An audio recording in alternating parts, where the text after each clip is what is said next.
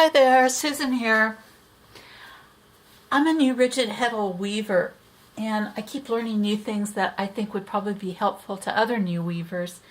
And I keep seeing people have questions about boat shuttles, and so I thought I would share what I have found out. I'm certainly no expert, but I've acquired 3 boat shuttles here, and I'm looking forward to getting some more. The first thing about a boat shuttle is that you need to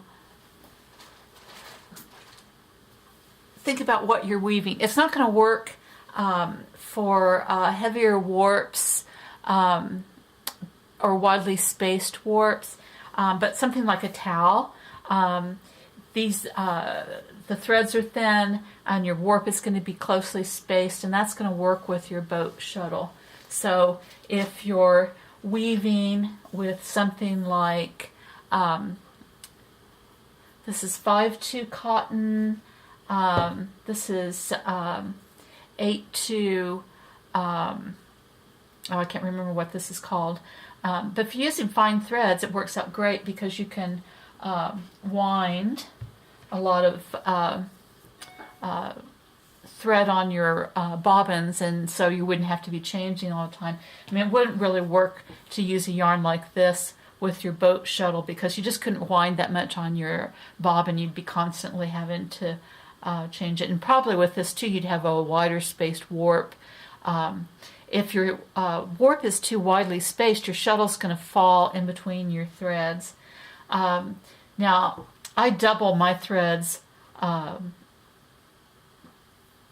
because I only have I'm only using a 10 dent rigid Heddle, so a lot of times I double my threads. So when I wind on, I actually wind on 2 threads. I don't know if you can see, but there's 2 threads on here on a heavier warp. This is a 3-2 mercerized cotton, and you can see it's a little heavier, and I'll just put 1 on, but that kind of gives you an idea. So what kind of shuttle to get? It needs to be a narrow shuttle because you only have a narrow space. Your shed is fairly narrow on a rigid Heddle, and so I'm going to put these side by side. This one is a Leclerc, and this one is like a Gilmacra, and I'm not sure what brand this is, but I find that 1 inch seems to work pretty well. This one is maybe, oh, that's just about 1 inch. This one's just a tad wider. It works, but the narrower it is, the better it is. This is probably the least expensive one, and I love the colors. And I love, this is my newest one. This one is 15 inches long, and the thing about this one is that if you're doing a scarf or something, you don't even have to worry about it falling in between your threads. You can reach through and grab it, and they may make some that are even longer. This one only takes basically 1 bobbin. My next one they will hold 2 bobbins in there. So that's kind of the most important. This one has these 2 little wheels on the bottom as well. I wasn't sure how that was going to work, but it seems to be working okay. So the main thing to think about when you're purchasing a boat shuttle is the thickness of the yarn that you're going to be weaving with, and the height of the shuttle itself, because you want to make sure that it's going to fit within your shed. So 1 inch works great. I don't know if they make any that are even thinner than that.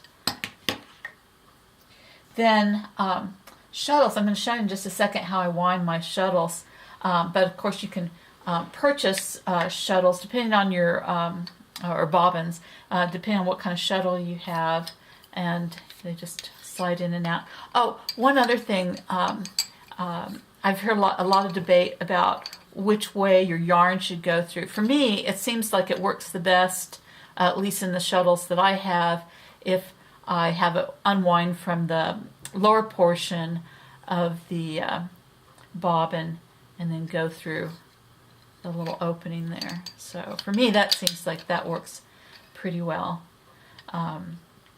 But you can also make your own bobbins, and this is a straw, like a silicone straw. It's fairly stiff, and I just cut it to the length that I want. So you can use these, or I am using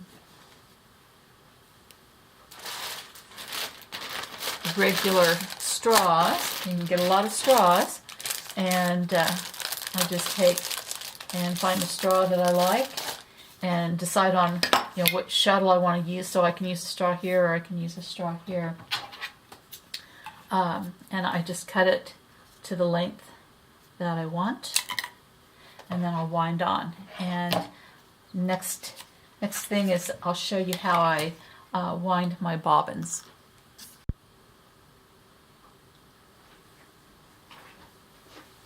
Alrighty. Okay, how to wind on. So here I've got my trusty drill, and I have a dowel rod that I have put in where you would put your drill bit, and I've done all kinds of different combos, but I just happen to have these dowel rods that are slightly smaller than my straws, and so I've cut my straw to the right length. Okay. And I just slide it onto the dowel rod. And because it is bigger than the dowel rod, I need to hold it in place. So I just have a little piece of painter's tape here, and I just kind of wrap it around, and I made kind of a little tab so I can undo it. And my yarn that I'm going to use, I have a cone, and then I wound off with my ball winder. I wound off a ball so that I would have two sources, because I want to double this. Now some of my thicker yarns I'll only do a single, but this is 8/2, and I'm weaving in a 10 dent Heddle, and so I like it to be doubled. But for hems, I'll use a single of the 8/2. So it just kind of depends on what you want. And I have a box sitting here on the floor, and I just put both of these in there to kind of keep them contained. And then bring them up here. Now, don't forget that a drill is a power tool, and so you want to know how to operate it.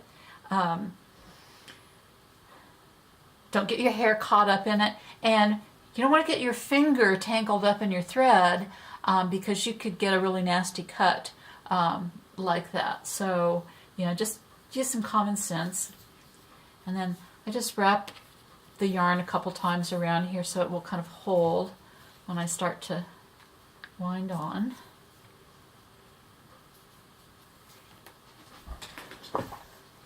And I wish this drill went just a little bit slower, but it works. Okay, and so I don't want to get real close to the ends.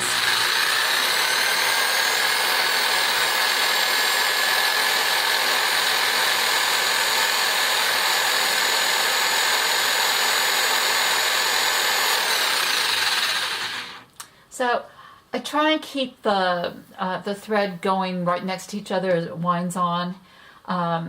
I will make like a little bump at the two ends and then kind of fill in, and I'm trying to stay away from the ends, because if you get real close to the ends it'll slide off, and then it kind of gets tangled as you go. So.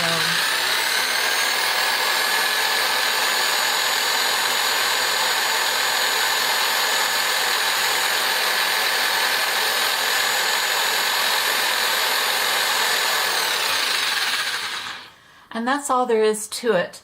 I could wind on two different thread colors if I wanted to have some different thread colors in the weft. That's really up to you. But really that's all there is to it. If you want to use like a straw certainly inexpensive, and you can wind on lots of bobbins. Oh, one other thing I should say, don't wind on so much thread if for your rigid Heddle loom that it comes up over the top, because then you'll be hitting the warp threads as you go through. I've been using this this particular bobbin. I've been using on a different loom that has a really wide shed, so I can really fill the bobbin up. So that's all there is to it.